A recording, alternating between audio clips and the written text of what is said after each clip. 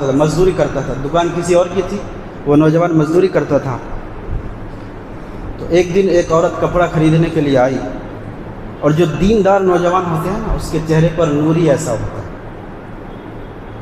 تو ایک عورت کپڑا خریدنے کے لیے آئی، اس نے اس نوجوان کو دیکھا، اس دکان کے مالک سے اس نے کہا، بہت سارا کپڑا وہ خرید لیا، خریدنے کے بعد کہا کہ میں یہ کپڑا نہیں لے جا سکتی، اس نوجوان کو کہو کہ یہ میرے گھر تک یہ سامان پہنچا دے۔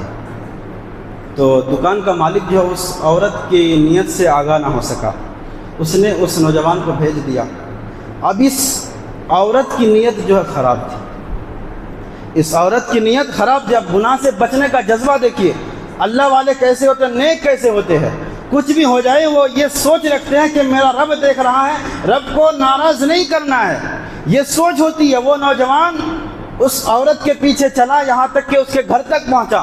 جب گھر تک وہ نوجوان پہنچا تو اس عورت نے اپنے دل میں جو بات تھی اس کا اظہار کیا۔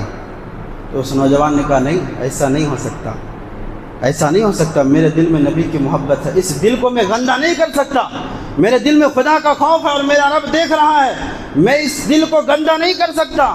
کہا کہ تمہیں تو میرے ساتھ گناہ کرنا پڑے گا، ورنہ چلاؤں گی، لوگ آئیں گے اور تمہیں بدنام کر دوں گے۔ اللہ اکبر۔ اب بدنامی کا ڈر ایک طرف جو ہے گناہ ہے، اب کرے تو کیا کرے۔ فرمایا گیا کہ وہ نوجوان نے کہا ٹھیک ہے، تم جو کہتی ہو وہ کر لوں گا، لیکن مجھے استنجا کے لیے جانا ہے، مجھے حاجت کے لیے جانا ہے۔ اللہ اکبر۔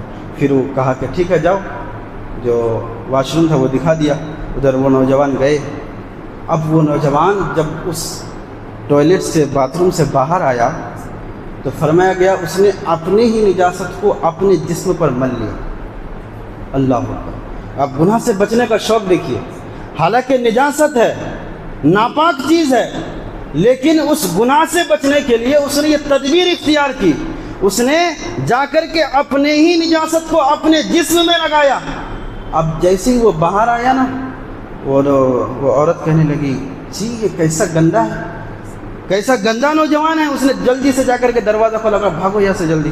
اللہ اکبر۔ وہ نوجوان کہا جاتا ہے وہ نیک بندہ تھا، اس کے دل میں نبی کی محبت تھی، خدا کا خوف تھا، وہ وہاں سے نکلا اور رب کا شکر ادا کرتے ہوئے نکلا، یا اللہ بدن تو ناپاک ہو گیا ہے لیکن دل میرا پاک ہے، بدن تو ناپاک ہو چکا ہے، جسم میں نے نجاست لگا دی ہے لیکن میرا دل پاک ہے۔ کہا جاتا ہے وہ نوجوان وہاں سے چلتے چلتے ایک چشمہ بہ رہا تھا، وہی جا کر کے اس نے نجاست کو دھویا، اسی پانی میں وہ نہایا۔ فرمایا گیا وہ نوجوان کی یہ شان رہی، جب اس نے اس گناہ سے بچا اللہ نے یہ مقام عطا فرمایا، جب تک اس دنیا میں وہ جی رہا تھا، جب تک اس زندگی نے اس کے ساتھ دیا، جب تک اس کی زندگی باقی رہی، اس کے جسم سے مشک و عنبر کی خوشبو آتی تھی۔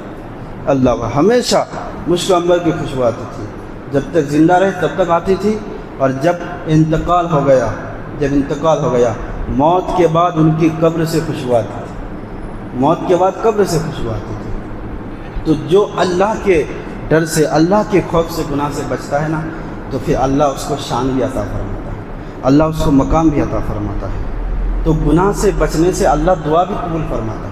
اگر رب کی رضا کے لیے آپ کے دل میں کوئی گناہ آیا، آپ نے سوچا کہ رب دیکھ رہا ہے، اور حکم یہی ہے کہ جب کوئی گناہ کرنے کا خیال آئے نا تو یہ سوچنا ہے کہ رب دیکھ رہا ہے۔ جب رب دیکھ رہا ہے تو پھر گناہ کرنا کیسے ممکن ہو سکتا ہے۔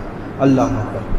تو جب کوئی رب کے ڈر سے، رب کے خوف سے جو کوئی گناہ چھوڑ دے، پھر اس کے بعد دعا کرے، ہمارے اسلاف کہتے ہیں گناہ چھوڑ دے رب کی رضا کے لیے، پھر دعا کرے، اللہ اس کی دعا ضرور قبول کرتا ہے، اللہ اس کی دعا ضرور قبول کرتا ہے۔ اللہ اکبر۔